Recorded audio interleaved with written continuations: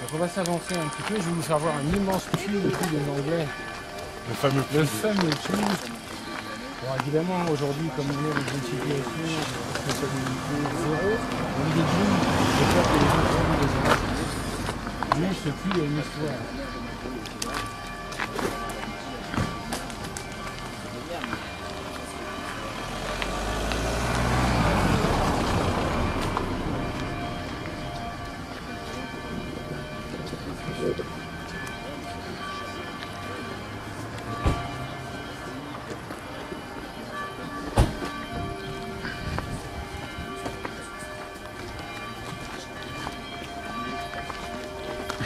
Alors ce que vous voyez au fond, là, c'est une rivière. Cette rivière, elle est sporadique. C'est-à-dire qu'elle ne sort pas tout le temps.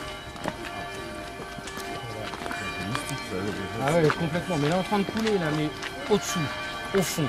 Elle coule à peu près à 10-15 mètres sous le niveau de la pierre. Et quand on va s'approcher, on a l'impression qu'il n'y a jamais eu d'eau là. C'est une espèce de rivière de pierre.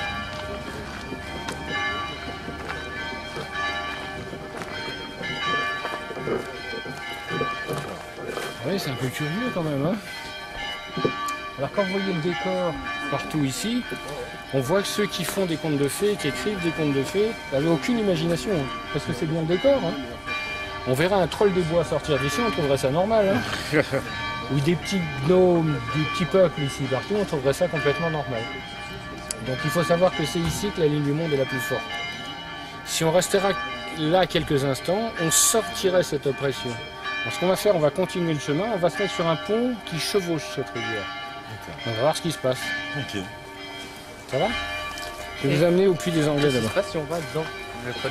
Pas plus que ce qu'on sent ici, il n'y a pas tellement de différence. Mais là, ce qu'on va faire, c'est qu'on va aller vraiment à un endroit qui est dessus. C'est comme si on allait dessus, quoi. Vous verrez, c'est la meilleure manière sans rendre compte. Regardez la ville, c'est pas mal, non? Ouais. Wow. Oh putain. Donc, encore une fois, il faut être motivé pour construire là. Hein. Ça veut dire que si on a construit là, c'est qu'on avait quand même une idée derrière la tête. Ouais, parce que c'est pas vraiment l'emplacement pour une ville. Ah, c'est pas le plus facile. Hein. Alors, la ligne du monde, elle vient de là-bas, elle longe la falaise qu'on voit en haut. Elle fait le tour, ici on voit le creux, ici où il y avait le chemin de croix. Elle rentre à l'intérieur de la ville par le couloir qu'on a pris. Et elle redescend comme on l'a fait, en cascadant à travers le chemin qu'on a suivi. Et en allant de l'autre côté. Et c'est ce qu'on fera, je vais vous amener jusqu'à la fontaine, puis on va revenir par l'autre côté dans la ville, c'est-à-dire par où la ligne du monde débouche. Avant, on va aller plus vite. On va vous donner une idée de la taille de ce puits et à quel niveau est l'eau. Parce qu'évidemment, si c'est un puits, il y a de l'eau, et là, vous allez voir le niveau de la rivière à travers le puits. Alors ce puits a une histoire, hein, parce que bien sûr, c'est un puits au vœu, et on peut faire des vœux en jetant quelque chose dedans.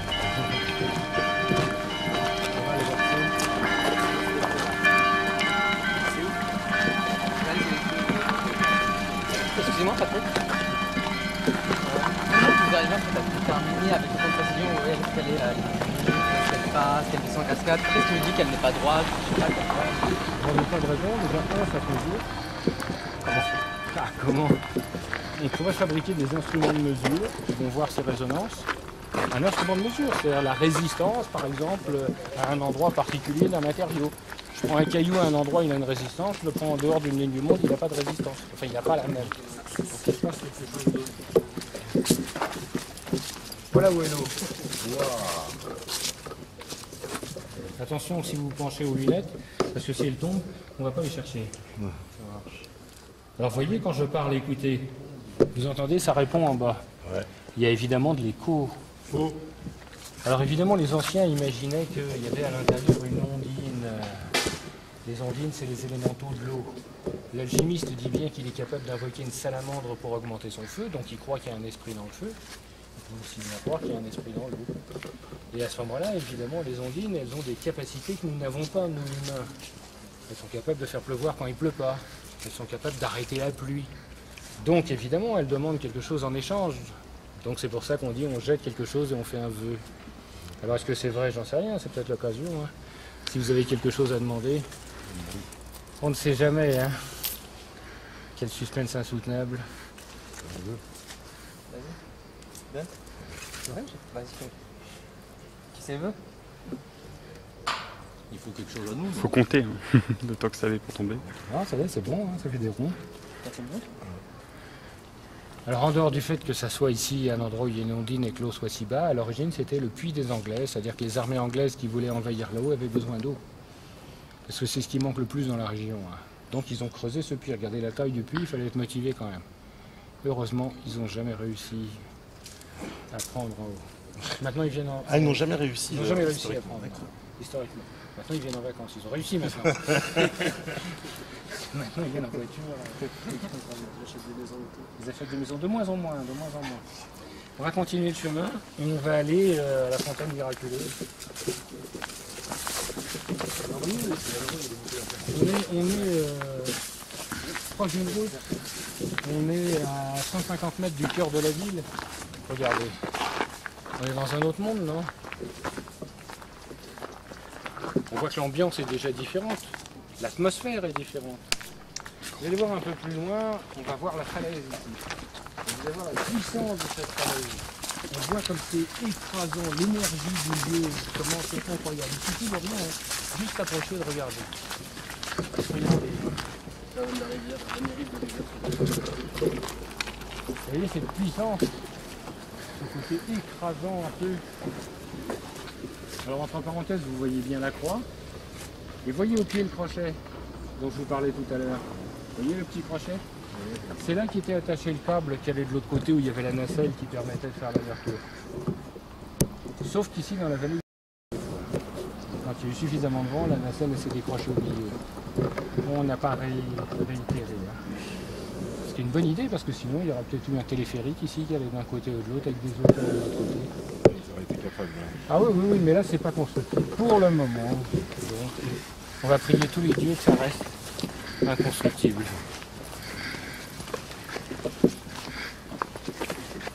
Alors c'est là où on va sentir un peu qu'on est porté par quelque chose, on sent le flou encore. Hein. Vous voyez qu'on est prêt à regarder comment on est là. On est prêt à marcher là. Hein. On va à Saint-Jacques là. Hein. Regardez, vous êtes des vrais pèlerins. J'espère que vous avez rien à faire dans les 6 prochains mois. Hein. Parce que là, si on est parti, on est parti. Hein. Bon, bah le métatour c'est un peu plus long que prévu, hein, finalement.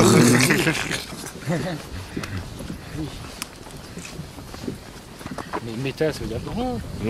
Donc, ça va être plus grand, ça tombe bien. Vous voyez comme on est déjà sorti du côté purement touristique, hein. Il a suffi de rien. Hein. Là, on a juste pris un escalier. Voilà. Mais c'est toujours on se comme ça. retrouve dans un autre monde. Et c'est un grand enseignement. C'est la notion du temple visible et du temple invisible. On peut être dans la même pièce, tous les deux. Il y en a un qui va être dans une réalité juste à côté, et l'autre qui va rester dans la réalité ordinaire. Il y en a un qui va percevoir des choses et l'autre qui va rien percevoir, et pourtant on va dire on est au même endroit. C'est vrai et c'est faux. Il y a des moments où vous sentez bien que vos perceptions sont différentes, on a l'impression d'être dans un autre monde. Et là vous avez votre voisin qui regarde sa montre. Et c'est foutu, vous revenez dans le temps ordinaire. Donc on voit bien qu'il y a une différence entre le temps ordinaire et le temps non ordinaire. Et l'idée de toute magie ou de tout lieu, c'est de passer justement comme ça d'un monde ordinaire à un monde non ordinaire ou extraordinaire. C'est pour ça qu'il y a des rituels, c'est pour ça qu'il y a des lieux qui nous permettent justement de passer de l'un à l'autre.